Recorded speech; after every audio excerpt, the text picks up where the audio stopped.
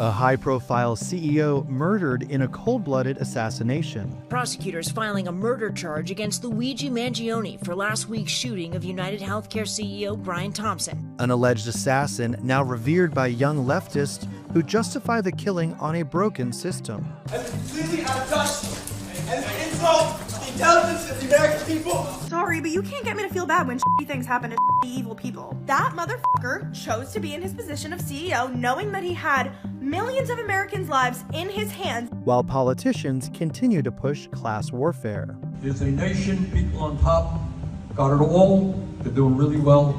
Working class people struggling. Violence is never the answer. This guy gets a trial who's allegedly killed the CEO of United Health. But you can only push people so far. And then they start to take matters into their own hands. Yeah. I think for anyone who is confused or shocked or appalled, they need to understand that people experience denied claims as an act of violence against them. Now, another CEO killing has garnered a similar disturbing online response after being innocently gunned down by a crazed gunman in Manhattan. If the average individual got a lump sum of $9,000, for most of us that would be life-changing. And this lady right here earned $9,000 per minute. So another CEO was shot, and I just saw a comment that said, "These are rookie numbers, guys." No, but they're not wrong. They're not wrong. These are rookie numbers. And the fear is growing that there's something bigger going on. Why are so many Americans showing support for these rash killings and worshiping the alleged killers? Can it all be blamed on a broken healthcare system in a country where the American dream seems more and more out of reach for young people? Or is there something else at play pointing to a sickness in American culture? Here's everything you need to know. Cold-blooded, just a cold-blooded, horrible killing, and how people can like this guy is, that's a sickness, actually. On December 4th, 2024, United Healthcare CEO Brian Thompson was fatally shot by a masked gunman outside the Hilton Hotel along 6th Avenue in what police called a brazen targeted attack. The cold-blooded gunman was caught on surveillance footage firing multiple gunshots into Thompson and coolly pulling back the weapon's slide with each shot. Thompson, a father of two, had been working in healthcare for more than 20 years and was hailed as a stand-up guy by those who knew him. The CEO earned just under $10 million in 2022, and his net worth was an estimated $43 million. For many online, he wasn't a victim, but a scapegoat for everything wrong in America. I don't know that everybody or anybody wants to admit this, but people are fantasizing, have been fantasizing for a long time about killing or destroying in some way or another the healthcare companies, because either they themselves have been denied healthcare treatment or their loved ones or a friend. It is very easy to really project your hatred, the distrust, and the hurt that you may have observed in people around you, maybe in family members, onto that and think like this: yes, this is somebody who doesn't deserve to live. Now, of course, I'm not endorsing this, but that is when people have a pent-up anger. They look at this and don't see any way out. When they're in their anger, they may actually also wish the beneficiary of the system ill. Call me crazy, but it's a good day when a billionaire dies. Are you having fun? It's almost over. It's just begun. Low-key, I'm just happy that assassinations made a big comeback this year. I don't wanna look at anything else now that I saw you. To the CEO who got shot, I hope you rot in hell, you bastard son of a bitch. I don't understand what's going on. Why are you crying? A person is dead. I feel sad. That's insane. You don't feel sad when a monster dies in a monster movie. People are perceiving the CEO, Brian Thompson, as a symbol of an oppressive system, and they feel that there's no way that they can get justice. Well, I think people are feeling powerless and resentful, and it's a coping mechanism for them to celebrate the misfortune of Brian Thompson's murder, and they see that this coping mechanism helps them in their mind feel that justice is being restored. I also think that the way the press handled the story, it intensified the public reaction. For example, headlines will say things like CEO murdered instead of like father murdered, or name of, the person murdered. And I think that this is dehumanizing the person and making celebrating the murder like more intensified. The manhunt continues for the assassin who gunned down the CEO of United Healthcare on Wednesday.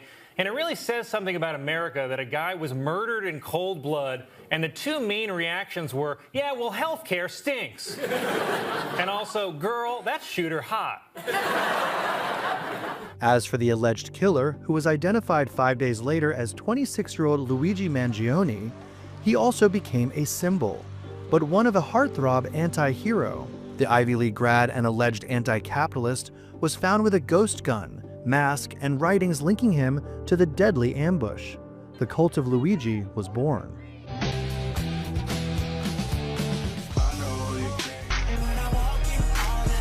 Mama, I'm in love with a criminal. So I think I'm more obsessed with the Luigi case than like any single human being that I know other than friends on TikTok. Now, for him, the reason why people have, in a very unique way, come to his defense, literally supporting his defense fund by sending money and so on, placards, all different kinds of ways.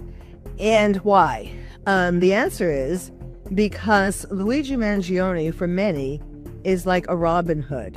He wants to steal from the rich and give to the poor. Robin Hood, or maybe more Bonnie and Clyde, really hurting the people that they think should be heard. So who are the rich and who are the poor in this case? The rich are the insurance companies who are making tons of money by denying claims, health claims, from Americans, which is why he struck a nerve. His killing of the CEO of United Healthcare struck a nerve. Any hope that the reaction to Thompson's death was just an isolated incident was dashed on July 28th, when a crazed gunman strolled into a Midtown Manhattan office building on Park Avenue, killing 4 people. One of those senselessly slaughtered was Wesley Lipatner, a senior managing director and CEO of Blackstone's Real Estate Income Trust. The mother of 2 was reportedly caught in the crossfire and not specifically targeted by the gunman. But rather than sympathy and outrage, there were disturbing echoes in the online response to the reaction to the Thompson killing.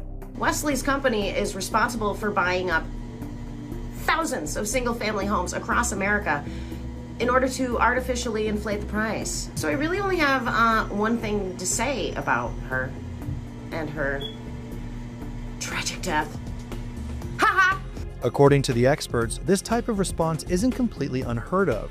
The psychological phenomenon called Schadenfreude, or taking pleasure in another's misfortune, has historical precedent.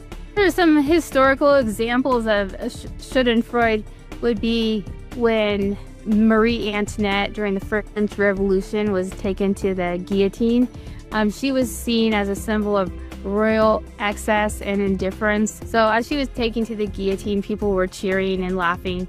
They saw it as a symbol of justice being restored. Another example would be Enron. When the Enron executives were going down, people were cheering that on as well. Today, it seems to be mostly America's young people who are cheering on violence against CEOs, a generation that feels like they've been dealt an unfair hand. So there's a perception out there that young people are less hardworking, less willing to sacrifice compared to the previous generations, and that their complaints about the economy today are part of a victim mentality. But when you dig deeper into the statistics and the numbers, you'll find that a lot of their complaints may be justified. Keep in mind that younger generations today have significantly less wealth than their parents did at the same age. Even when you account for inflation, you look at the home ownership statistics, people in their 20s and 30s today have a much harder time buying homes compared to their parents and grandparents. You look at real wages since the 1970s, real wages have stagnated while the costs of things like housing and healthcare and college have skyrocketed. The general sense of their own life experience is that that there is a deep divide, that there is a divide between the haves and the have-nots. And as a result of this, they think they should align themselves, maybe also from a moral point of view, with those people who really fight evil. And for them, it is the elites somewhere up there. They look at Mangioni as a symbol of all that has accumulated in terms of life experience. But according to New York-based psychotherapist Jonathan Alpert, there's something toxic at work that has less to do with structural issues and more to do with something that's become prevalent in American culture, which he says is a victim mentality perpetrated by therapists. It's quite sad to see someone just gunned down in the street and murdered. And I see a father, a business executive, a friend, a loved one who's murdered, but some on the far left, they see him as a symbol of corporate evil or greed, and that justifies their killing. So I think there's a lot wrong in our society today. A lot of this stems from therapy itself. Therapists are perpetuating this victim mindset. There's no outrage. There should be outrage, but instead what we're seeing is this victim mindset that people just carry out into society, this grievance culture. And it will continue as long as we have therapists that are perpetuating it and people that feel entitled and feel like they want to make a statement, like we saw with Luigi Mangioni. No matter what the cause, the experts we spoke with agree that positive reactions to executive murders are not a healthy thing for American society. What's happening is like people are seeing people like Brian Thompson and Wesley LePatter as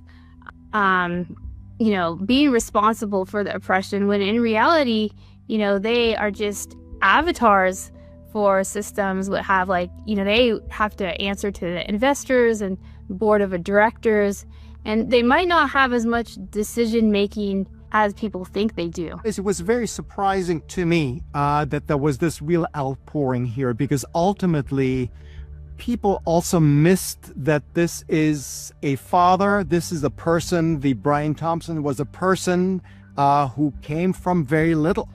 He was actually also a sort of I wouldn't say rags to riches, but really a story where somebody was able to shape their American dream.